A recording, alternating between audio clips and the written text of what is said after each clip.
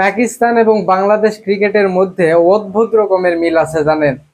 মানে পাকিস্তান ক্রিকেটের যারা নীতি নির্ধারক তারাও সেম, তাদের মাথায় যা চলে বাংলাদেশের যারা ক্রিকেটের নীতি নির্ধারক আছে তাদের মাথায়ও সেম ওইটাই চলে।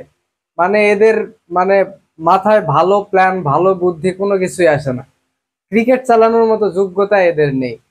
এই যে অস্ট্রেলিয়া গেছে টি-20 খেলতে, ওয়ানডে খেলতে, ওয়ানডে জিতছে অস্ট্রেলিয়ার একটা বি টিমের সাথে, ওই হিসাব বাদ টি-20-তে পাকিস্তানের দেখেন টি-20 স্পেশালিস্ট ব্যাটসম্যান, ধরেন এই যে ইফতেখার আহমেদ, ফকর জামান, তারপরে আপনার হচ্ছে ফাহিম আশরাফ, তারপরে ইমাদ ওয়াসিম, বোলার মোহাম্মদ আমির, এগুলা প্লেয়ার যেগুলো আছে পরীক্ষিত একদম ইন্টারন্যাশনাল ক্রিকেটে, কোনো একটা ঘটনা ঘটিয়ে নিজেদের মধ্যে সম্পর্ক নষ্ট করে দল দল থেকে বাদ দিয়ে তারা নিয়ে গেছে একদম পাকিস্তানের একদম ফ্ল্যাট পিচে পিএসএল খেলে রান করা শিহাবজাদা ফারহান, না না সাহিবজাদা ফারহান কি জানি নাম, ইরফান খান, এগুলা ব্যাটসম্যান যেগুলার মানে ইন্টারন্যাশনাল ক্রিকেট খেলার কোনো কোয়ালিটি নেই, তাদের শটের কোনো ধরনই নেই।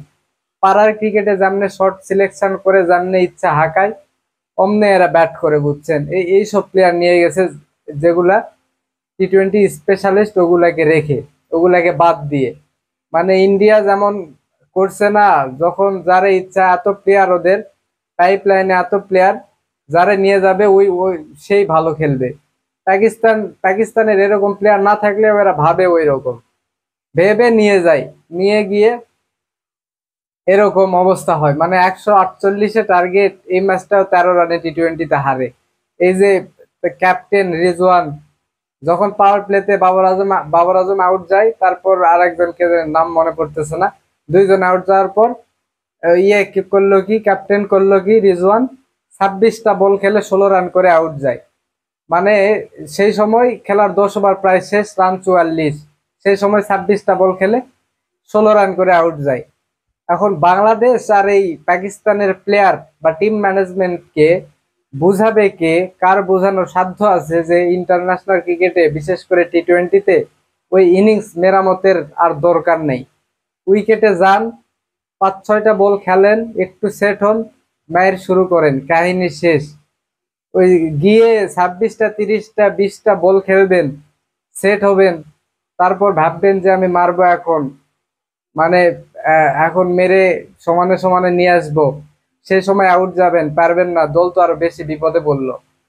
যেই প্ল্যান গুলা বাংলাদেশ ক্রিকেটেও চলে, মানে যদি কয়েকটা 2-3টা উইকেট পড়ে যায়, গিয়ে দেখবেন ওই যে ডট খেলা শুরু করছে না করছে, আর থামাই কে, রান যে করা লাগবে, টি-20 খেলা ওভার শেষ হয়ে যাচ্ছে, ওইটা তাদের হুঁশ থাকে না। যেই জন্য আজকে এই ক্যাপ্টেনের জন্য কিন্তু অস্ট্রেলিয়ার সাথে দ্বিতীয় টি-20 হারছে পাকিস্তান। 26টা বল খেলে 16 রান করে আউট যায়, দলকে আরো চাপে ফেলে। এই চাপ থেকে বাঁচাবে কে? 148-এ টার্গেট, 10 ওভারে 44, 10 ওভারে যদি 70টা রানও হতো, ও যদি 26 বলে 30টা রানও করতো, রান তখন 65-70, 10 ওভার হয়ে যায়, তো পরের 10 ওভারে 70-75 রান লাগতো। কিন্তু 26টা বল খেলে 16 করে দলকে এমন চাপে ফেলছে, লাস্ট 10 ওভারে রান লাগে গিয়ে আপনার 100 প্লাস। এই হয়েছে অবস্থা পাকিস্তান এবং বাংলাদেশ ক্রিকেট টিমের, একদম চিন্তাধারা সেম। এরা ওই আগে যতটুকু সফলতা পাইছে পাকিস্তান ও বাংলাদেশও ওইটুকুই শেষ। ভবিষ্যতে বাংলাদেশ পাকিস্তান এগুলা দিয়ে আসলে ক্রিকেট খেলা চলবে না, বানর খেলা আছে না, ওইগুলা দেখান লাগবে।